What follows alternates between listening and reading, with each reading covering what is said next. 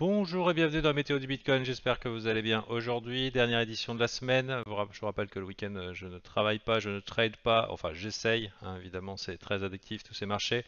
En attendant, qu'est-ce qui s'est passé hier? On arrive dans une zone où on constate que ça mèche assez régulièrement.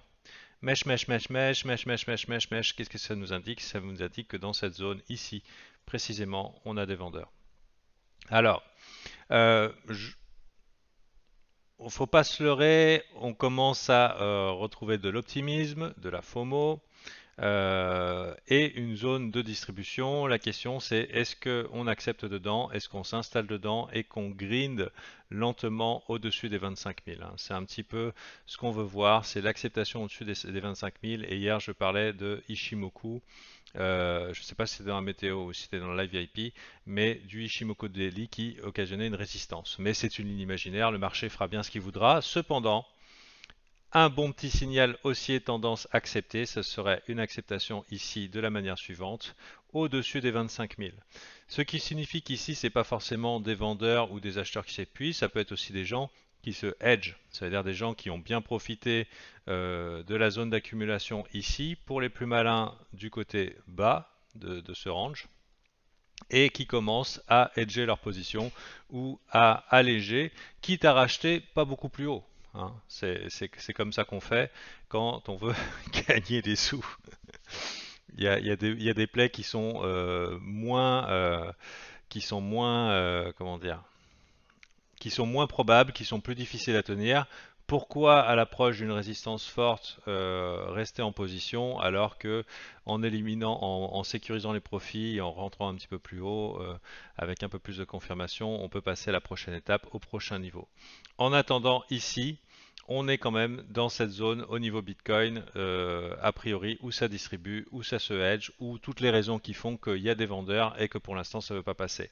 Maintenant, là où ça sera significatif à la hausse, même si on ne peut pas faire confiance dans les moves du week-end, les moves du week-end, il faut faire attention parce que des fois, les big boys ici attendront, voudront repartir. Vous vous rappelez, les week-ends, ça fait des gaps, des fois ils sont rebouchés et tout. Donc, s'il y a du move le week-end et qui sont significatifs, à mon avis, il faut prendre profit fin du week-end. Donc, on verra un petit peu comment ça se goupille. Pour l'instant, j'ai pas trop aimé ce qui s'est passé hier. Ce, comment ça s'appelle? Ce hammer inversé ou Gravestone, c'est ça, Gravestone Doji. C'est en général un signal de reversal daily, c'est assez moche. Euh, voilà, Gravestone Doji, c'est quelque chose comme ça, voilà. Alors, bien sûr, on va pas prendre une décision de trade sur une bougie unique, ça suffit pas, mais bon, voilà, on a quand même des niveaux clés, le chiffre psychologique des 25 000, les gens qui commencent à être enthousiastes, etc., etc.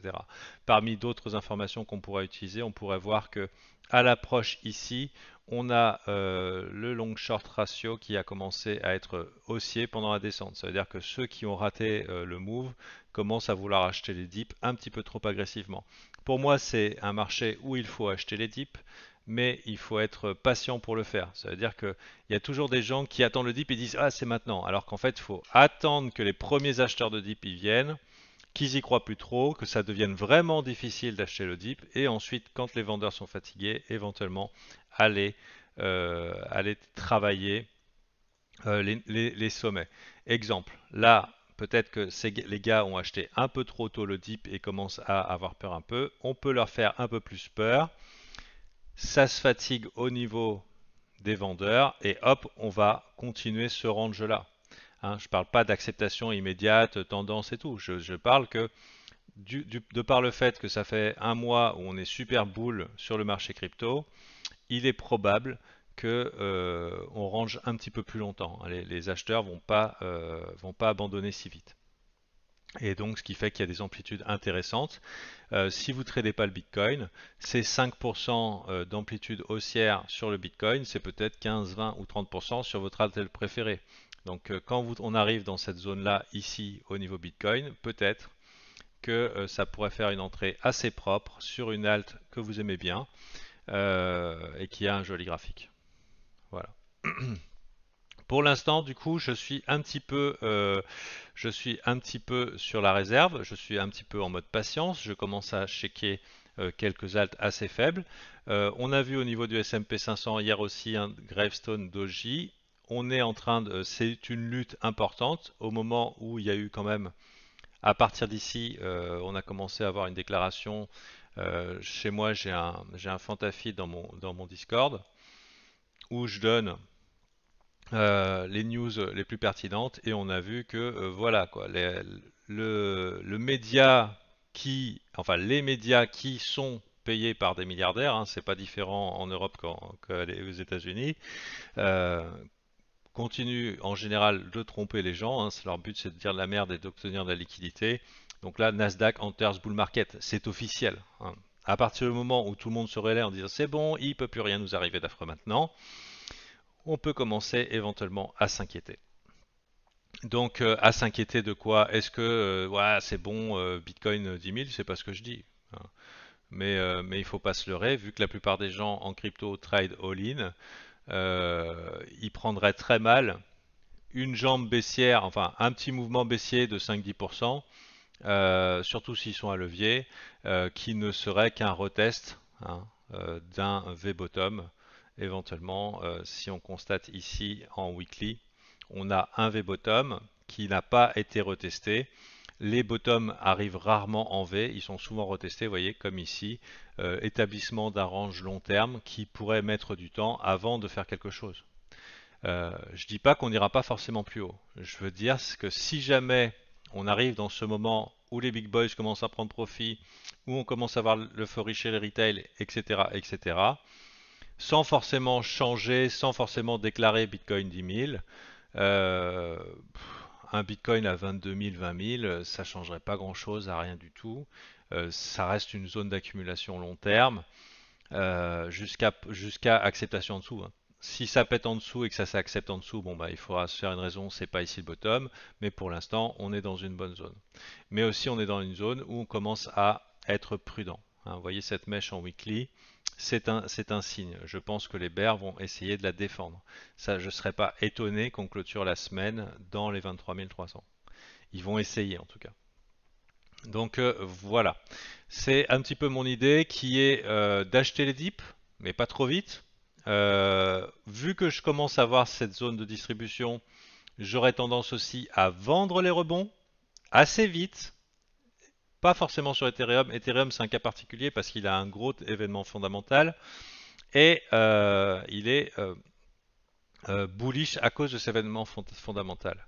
Mais il y a quand même beaucoup de gens dans Ether. Ether est plus volatile que Bitcoin, donc si Bitcoin allait franchement vers le bas, bah, Ether le sentirait. Et on a déjà connu à une époque où les gens euh, étaient très confiants ici. Hein, il faut rappeler, Ethereum très bull, il allait nulle part, à peu près dans cette zone. Tout le monde allait bien. Wow, Ethereum est si fort, vous vous rendez compte, Ethereum est si fort en décembre, il ne va nulle part. Tandis que Bitcoin avait déjà franchement enclenché son mouvement baissier, mais au final, à force de ne pas vouloir aller plus haut, et ben, avec le retard, il a fini par aller vers le bas.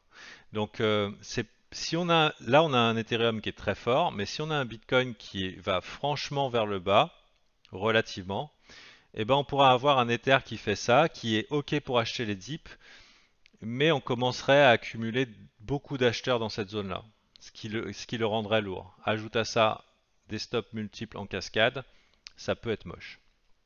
Donc qu'est-ce que je fais? Moi actuellement c'est mon asset prioritaire Ethereum en tant que trader.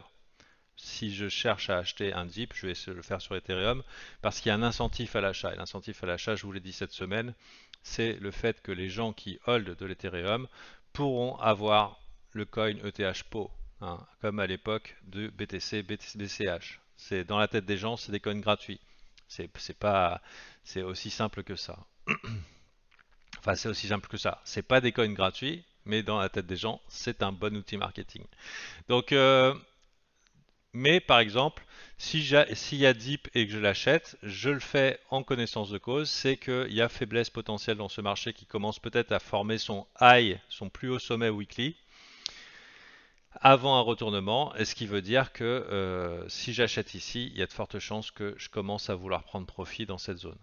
Et de la même façon que les mecs qui se hedge, je vous disais, quitte à re-rentrer un petit peu plus haut, sous une formule comme ça, avec acceptation au-dessus des résistances.